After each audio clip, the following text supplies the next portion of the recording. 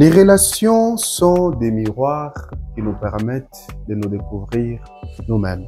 Mesdames et messieurs, bonjour, bonsoir. Tout dépendra de l'heure à laquelle vous allez nous regarder sur Méridional Télévision. Nous sommes dans votre programme des jeunes qui s'interrogent. Nous continuons avec les sujets liés à, on va dire, la maturité relationnelle. On reçoit encore une fois de plus ce matin ou ce soir Deogracias Nawej, avec lesquels nous allons décortiquer un autre aspect de la maturité relationnelle. La fois passée, on est resté beaucoup plus sur ce qui est entre filles et les relations qu'on tisse dans la famille, comment on gère les relations dans la famille, comment on gère les relations au travail, comment on gère les relations à l'église, parce que la bonne gestion de ces relations vont permettre à ce que nous puissions avoir la capacité de gérer également les relations dans la vie des familles, autrement dit, dans la vie amoureuse ou conjugale. Bonjour à tous, bienvenue. Bienvenue également à M. Deogracias Nawej qui est avec nous sur ce plateau. Merci, M. Kodi. Vous allez bien d'abord. Les gens veulent savoir si vous vous portez bien, si vous êtes en forme. Oui, effectivement, je me porte bien. Je me porte bien et je salue aussi les téléspectateurs, surtout ceux qui nous envoient des messages. Vos questions, vous aurez des réponses à vos questions. Hein? Je me rappelle d'une question qu'on m'a posée, on m'a demandé. Le frère m'a dit, il est une bonne personne, il essaie de s'intégrer, de tisser des relations avec les gens, mais il n'a que des déceptions. Je crois que plus avec ce que nous disons sur la maturité relationnelle, tu pourras te situer où se trouve vraiment ton vrai problème. Quelqu'un m'a aussi demandé de vous poser cette question. Est-ce que l'homme, l'humain, est un être parfait? Parce que la fois passée, on avait l'impression comme si l'humain devait être parfait pour pouvoir vivre dans la société. L'humain n'est pas parfait. Nous devons avoir cette humilité de reconnaître que l'homme n'est pas parfait. Et c'est d'ailleurs en reconnaissant que nous ne sommes pas parfaits que nous devons étudier nos faiblesses pour voir tant bien que mal comment y pallier. Puisqu'on ne doit pas s'excuser en disant l'humain n'est pas parfait et on commence à vivre en désordre. Non. Chaque jour qui passe, on doit pulvériser nos défauts. Chaque jour qui passe, on doit doper nos qualités. Imagine-toi que tu devenais 10, 20 fois plus meilleur que ce que tu es aujourd'hui. Ça veut dire que tu vas t'aider d'abord toi-même, puis ça va t'amener à t'aimer, ça va t'amener à t'apprécier. Tu vas aider ta famille qui sera fière de toi, tu vas aider ton partenaire, les gens qui te côtoient, ils seront fiers et à l'aise avec toi. Tu seras une fierté pour tes enfants et les enfants de tes enfants. Donc, pour vous qui avez posé la question de savoir si l'humain était en fait parfait, Bwana Deogracias Nawej, je vous dis que l'humain n'est pas parfait, mais il suffit seulement de se pulvériser. C'est ça le mot qu'il a utilisé. Pulvériser les défauts, essayer de dompter, c'est ça le mot? Doper les qualités, devenir meilleur que voilà, que vous l'êtes maintenant.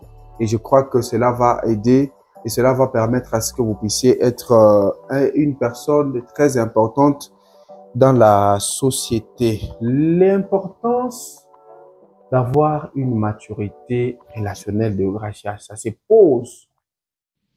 Ils disent, mais finalement, est-ce que c'est tellement indispensable d'avoir la maturité relationnelle? C'est indispensable puisque tout ce que nous avons à faire, donc l'homme d'abord est un être sociable. C'est-à-dire, l'homme, il n'est pas bon qu'il vive seul. Il n'est pas bon qu'il vive seul, c'est là, il veut dire que il doit avoir d'autres relations en dehors de lui-même. Il doit avoir une relation d'abord avec lui-même, mais aussi avoir des relations avec son prochain. Et enfin, avoir les relations avec son créateur. C'est quoi l'important d'avoir une bonne relation avec soi-même? Cette question, elle tombe comme ça. Ok. Quand vous savez vous apprécier, vous serez capable d'apprécier les autres. Si vous êtes incapable de vous apprécier, il vous est très difficile d'apprécier les autres. Si vous vous aimez, il est capable d'aimer les autres. Si vous êtes incapable de vous aimer, et d'ailleurs pour les chrétiens, ils savent eux-mêmes que le Créateur a dit quoi? Aime ton prochain comme toi-même. Si le Créateur lui-même trouve que pour mieux aimer les autres, il faut s'aimer soi-même, il faut avoir de bonnes relations avec soi-même. Vous savez, beaucoup de problèmes qu'on a, surtout dans nos sociétés, les gens ont leurs insécurités. Ils ont leurs problèmes à eux, ils ont leurs blessures à eux, ils ont leurs insuffisances à eux, ils ont leur vide à eux et ils pensent que c'est les problèmes des autres. Non. C'est plus leurs problèmes à eux-mêmes. On n'aurait pas beaucoup de problèmes, beaucoup de difficultés en société si chacun s'occupait plus à bonifier sa personne. C'est comme ça que vous nous parlez de type de personnalité. Oui, il faut connaître les types de personnalités. Vous êtes quel type de personne? Il y en a combien d'abord, selon vos études, selon... Il y a plusieurs types de personnalités, mais néanmoins, en ce qui me concerne, je vais aborder ça d'après les études de la Grèce antique et qui a été popularisée par Hippocrate, où sur base des examens, il s'est rendu compte qu'il y a 4 types de personnalités.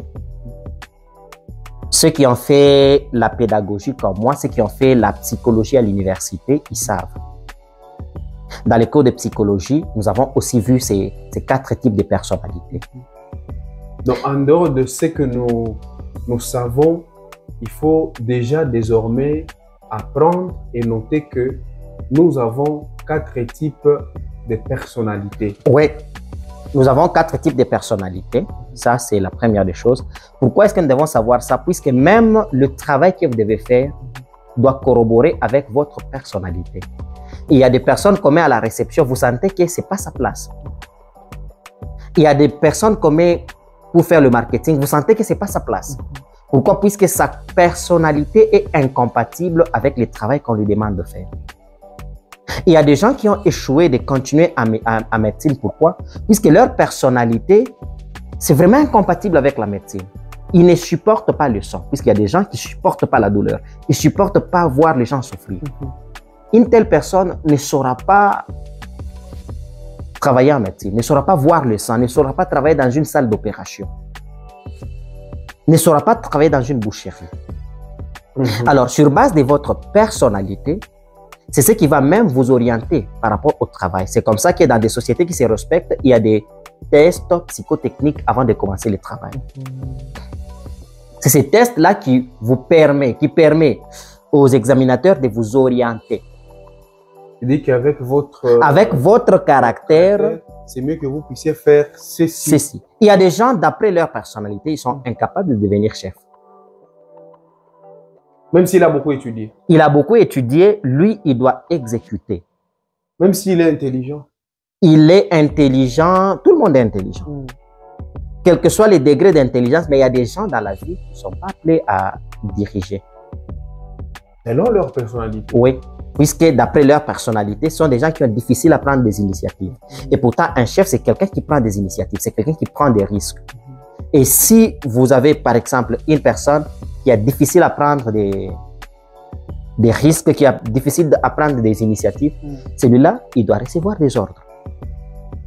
Il doit être sous ordre de celui qui a la capacité de prendre des décisions. Ouais. Et c'est d'ailleurs là que je parlais à un certain moment que Hippocrate lui a mis 4 types de personnalités. Il a classifié les individus en 4 groupes. Il a dit il y a ceux d'après leur bagage génétique qui sont sanguins. Il y a ceux qui sont flegmatiques. Il y a ceux qui sont colériques. Il y a ceux qui sont mélancoliques. Et ces 4 types de personnalités, puisque je sais que quelqu'un va poser de l'autre côté la question, quelle est la bonne? Il n'y a pas de bonne. C'est comme les couleurs. C'est la question d'ailleurs que j'allais... Chaque personnalité a un bon côté et un mauvais côté. Ça veut dire chaque personnalité a un point fort et un point faible. Il suffit juste, comme je l'ai dit au début, de pulvériser les faiblesses et doper les qualités. Vous verrez que chaque personnalité est bonne. Et si ces 4 personnes se réunissent en pulvérisant leurs faiblesses, en dopant leurs qualités, je crois qu'on aura un monde meilleur. Ouais, on aura une famille meilleure. On se connaît, on sait que celui-ci réagit comme ça, on sait que celui-ci réagit comme ça, on sait que dans tel dossier il faut mettre tel, on sait que dans tel dossier il faut mettre tel. Puis il y a des gens qui acceptent même des postes qui ne sont pas eux. Tu sais très bien que ça, moi je ne saurais pas, mais tel est capable. Mais tu refuses de lui passer la balle. Oui, puisque tu te dis non, moi je suis de la famille, moi j'ai des connaissances, moi je suis plus grand. Le problème, c'est pas être plus grand, c'est le type de personnalité. Même dans la famille, être chef de famille, c'est pas l'âge. C'est la capacité à guider les autres.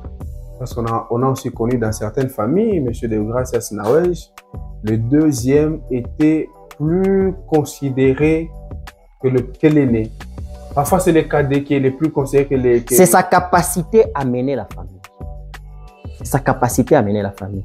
Donc, il peut avoir une personnalité qui permet de guider la famille, puisque être chef de famille, c'est montrer une vision que la famille doit suivre. Tu peux être grand, tu es là, mais chaque fois qu'il y a des problèmes, du fait que ta personnalité ne te permet pas de prendre des risques, tu fous. Et en ce moment-là, celui qui a la personnalité d'un leader, il prend les devants. Est-ce que ce n'est pas à cause de tout ceci, mesdames et messieurs, vous qui nous suivez, que nous avons des problèmes même dans notre pays?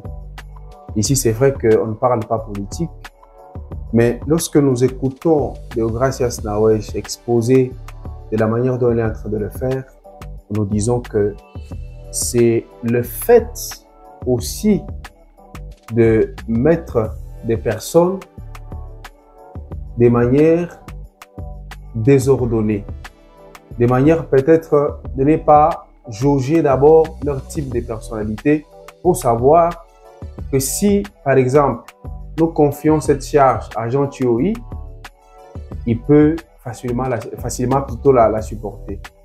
C'est très important. Nous allons maintenant, Bwana Deogracias Nawej, parler de distinguer maintenant, entrer dans le vif du sujet en parlant du... On commence avec le premier type de personnalités qui sont dans la catégorie des colériques. Monsieur Kodi Hassani, j'aimerais donner une précision de taille. Peut-être je ne le dirai pas bien comme le psychologue. Mais ici, je voulais juste utiliser ça pour parler de nos relations en famille. Puisque n'oublions pas que notre départ, c'était la jeunesse qui était sans repère. Justement. Et la responsabilité incombée à la famille. Et dans ces familles, on devait avoir des personnes repères. Et ces personnes repères, on voit le père, la mère. Ce sont des gens qui devaient donner la direction. Et maintenant, ces deux personnes doivent d'abord se connaître. Comme Socrate le dit, connais-toi toi-même. Connaître ses qualités, connaître ses limites, ça vous permet d'avancer. Prenons l'exemple que vous êtes d'une personnalité colérique. À ne pas confondre avec quelqu'un qui a la colère. Ah, ça c'est important, parce qu'à la maison, c'est parce que c'est colérique. Non, non, on ne parle pas de la colère. Hein, on ne parle pas de la colère. C'est une personne qui a la personnalité colérique.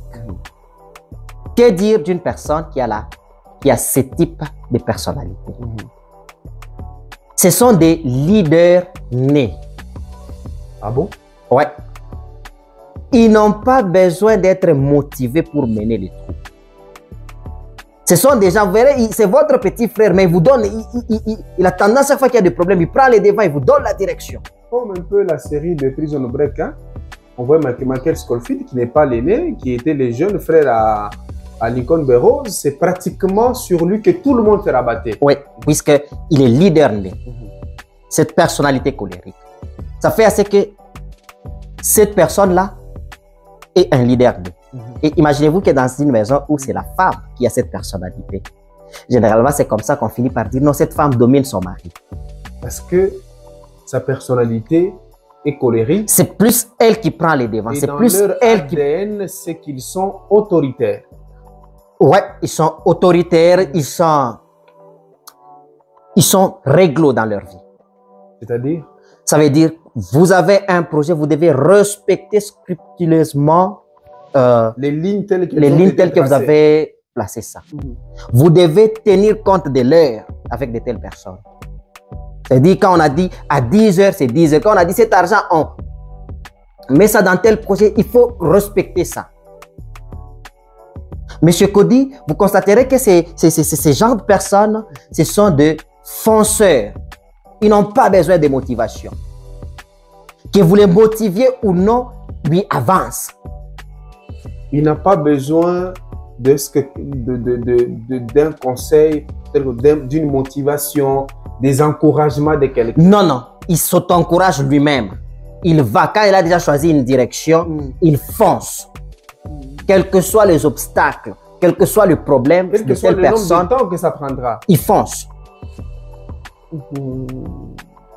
Alors, c'est comme ça que quand vous êtes à côté d'une telle personne, vous l'interprétez mal, vous pensez que la personne est têtue ou orgueilleuse. Ces personnes-là, ils tiennent rarement compte des points de vue des autres. Les opinions des autres ne comptent pas. C'est comme ça, même quand vous les critiquez, vous sentez comme si vos critiques ne font rien. À des fois, s'il n'a pas bonifié sa personnalité, vous trouverez que dans une relation, c'est son point de vue qui compte. Quand lui a dit, il faut suivre ça. Et imaginez-vous maintenant dans un foyer, dans un couple où quand la femme dit, il faut suivre ça, ou bien quand l'homme dit, il faut suivre ça. Non, ça risque de créer des dégâts si on ne sait pas. On constate que c'est vrai, la posture, c'est que c'est l'homme qui est le chef de la famille, n'est-ce pas? Mais non, moi, la question que je me pose, si ça tombe que c'est maintenant la femme qui est du type colérique, qui a la personnalité colérique, et il faut maintenant mener des projets dans la famille, avec cette attitude de vouloir à ce que la ligne soit respectée, ça va passer un peu. C'est là que ça demande la maturité. C'est là qu'on a parlé de la maturité relationnelle. Il m'est arrivé plusieurs fois de voir des femmes leaders. Pour moi, je pensais dans un premier temps que ces femmes leaders étaient célibataires. Non, j'ai trouvé des femmes leaders mariées. Je me suis dit, comment est-ce que ces femmes ont plus la visibilité que leurs hommes? Ma curiosité était de voir comment est l'homme qui a épousé cette femme. Et j'ai trouvé que la plupart des temps, les hommes qui permettent que leurs femmes s'émancipent, leurs femmes deviennent trop visibles et qu'elles disparaissent, sont des hommes matures. Puisque l'homme accepte de disparaître, l'homme accepte d'être la fondation de cette visibilité de la femme. Et quand tu regardes en bas, le grand coach, c'est l'homme. C'est lui le mentor. C'est lui le mentor, c'est lui qui oriente. Mais celui qui a la personnalité de passer devant, c'est la femme. C'est la femme. Et la femme sait se remettre à sa place, quelles que soient ses capacités. Et ça, c'est très nécessaire. Et ça demande aussi de la maturité. Puisque si tu n'as pas la maturité, tu risques de piétiner ton homme. Tu risques de l'écraser. Tu risques de le frustrer. Et c'est comme ça que beaucoup de femmes se font taper. Ah oui, puisque finalement, c'est toi qui prends la décision. C'est ton point de vue qui vaut. Si tu n'amènes pas ça avec sagesse, on risque de te taper. Et si ça tombe aussi par malchance, c'est que cette femme utilise plus son cerveau que son homme, l'homme sera complexé. Il faut de la maturité de la part de cette femme pour que l'homme soit à l'aise, pour que l'homme se sente que c'est lui qui porte le projet pendant que c'est elle qui est en train de donner les injonctions. Et ne vous en faites pas. La plupart des maisons sont dirigées par les femmes. La plupart des maisons, c'est qui est vrai, sont dirigées par les femmes. La plupart des maisons, on les répète, sont dirigées par les femmes. Il faut l'accepter, il faut l'admettre, parce que quand vous écoutez Deogracias Sinawe, j'ai essayé de nous démontrer que les types de personnalités colériques sont des natures à être réglo, à être ordonnées, avoir une ligne qui doit être respectée, cela par tout le monde. Des personnes qui sont dotées d'une capacité à respecter des principes que vous n'avez pas idée. Imaginez-vous maintenant, là ça c'est la question que je vous pose. Prenons un exemple banal au sujet des rendez-vous parce que avant d'être marié, certes vous avez des petites rencontres qui sont soit au restaurant, qui sont soit dans des milieux un peu où ça fête, où ça, parce qu'après dans l'amour, à un moment donné, il faut se détendre, il faut sortir, il faut être à un endroit où ça fait un peu beau. Le problème de respect de l'heure, parce que vous dites que c'est des gens réglo, qui aiment les principes, respecter les principes. Comment gérer un homme comme ça ou une femme comme ça qui, lui, quand c'est 12 heures, c'est 12 heures. Mais l'autre qui n'est pas de sa personnalité, qui va avoir du mal à respecter l'heure. Ça peut s'arrêter. J'aimerais nous interpeller tous. Je crois que c'est ce qui fait que beaucoup de filles, sur ces points-là, elles ont beaucoup de problèmes. C'est là qu'on parle de la maturité. Essayez d'être équilibré et non extrémiste. Puisque si vous êtes extrémiste, vous raterez des opportunités. La vie que vous voyez, elle est dynamique. Elle doit être flexible. Vous ne devez pas rester coincé dans un coin. Non. Dans une position, non. Vous ne devez pas rester carré, comme le fils dit. Non, moi, je suis carré. Quand vous entendez des gens dire carré, vérifiez, c'est une personnalité colérique. Et maintenant, il y a une autre personnalité qui est épais, l'antipode Revenons un peu sur cette personnalité colérique. Alors, si vous êtes dans une personnalité colérique, dans vos associations, faites l'effort de vous associer avec les personnes qui respectent le minimum leurs promesses. Ça, c'est la première des choses, puisque ça énerve. Tu es l'homme dans une maison, elle est des personnalités colériques. Il y a un problème, tu ne sais pas prendre d'initiative. On se dit, cet argent, quand ça va sortir, on fera telle chose. Et toi, aussitôt que ça sort, tu orientes ça vers une autre chose et tu présentes des excuses. Les personnes de nature colérique n'aiment pas ça. Ce sont des personnes qui ne supportent pas des excuses. Ce sont des personnes qui veulent suivre, qui veulent être objectives. Bon, et si une fille aussi devient trop objective, ça devient un peu compliqué. Ça devient compliqué, donc il faut à des fois mettre un peu de l'eau dans son vin. Puisque, ce qu'il faut retenir, nous ne sommes pas une seule personnalité, mais nous sommes le mélange de plusieurs personnalités. Sauf que, pour qu'on parle de toi, qu'on dise de toi que tu es colérique, ça veut dire que c'est la personnalité dominante. Et c'est comme ça qu'on parle de la maturité. Alors, quand la personne vient en retard, tu ne dois pas vraiment l'humilier puisqu'elle est en retard, mais au fur et à mesure, tu dois lui faire voir que... Parce que après les retards aussi, ça énerve. Hein? Oui, les retards énervent. Je crois que c'est quelque chose qu'on ne nous a pas appris dans notre société, malheureusement. Vous verrez que dans notre société, nos grands-parents regardaient l'heure à partir du soleil. C'est ça leur référence. Leur référence, ils pouvaient te dire, nous sommes midi. Ils regardent juste le soleil. Ça veut dire, on ne nous a pas enseigné de capitaliser le temps. Ça, c'est très important. Et je suis vraiment navré. Je crois, une fois, j'ai parlé avec mon papa, je lui ai dit, papa, vous savez, est-ce que vous accepterez que votre père prenne l'argent que vous avez trouvé avec beaucoup de labeur, jette ça sur la route, piétine, marche dessus? Il m'a dit non. J'ai dit ok. Est-ce que vous savez qu'en français, on dit le temps, c'est de l'argent? Ça veut dire, nous n'avons pas tous héritiers de la même valeur. Ça veut dire, il y a ceux qui sont nés sans héritage, il y a ceux qui sont nés avec un héritage, mais ce que Dieu nous a donné en commun, c'est le nombre d'heures. C'est la manière dont chacun utilise son temps qui définit ce que la personne deviendra demain. Et si au nom de l'amour, au nom de la relation, au nom de ton désordre, tu viens abuser de mon temps, je crois que ça va déranger. Et c'est ça la difficulté que les personnes de type colérique ont avec les autres dans leurs relations. C'est par rapport au temps, le respect du temps, le respect des engagements. les respects du protocole, les respects des objectifs fixés. Et vous verrez qu'il y a beaucoup de gens qui ne sont pas dans ces respects-là. Ils veulent évoluer, vaille que vaille. Et tu trouveras une telle fille, tu commences à la condamner. Oh, elle est compliquée, oh, elle est dure. Elle n'est pas dure, tu es seulement désordonné. Elle n'est pas dure, tu ne rencontres pas seulement ses aspirations. Et si tu connais que ma femme est de type colérique, tu sais que non, si on s'est fixé un projet, on doit respecter pour que je ne la vexe pas. Si on s'est fixé l'heure, je dois respecter pour que je ne la vexe pas. Ça, c'est très important, mesdames et messieurs.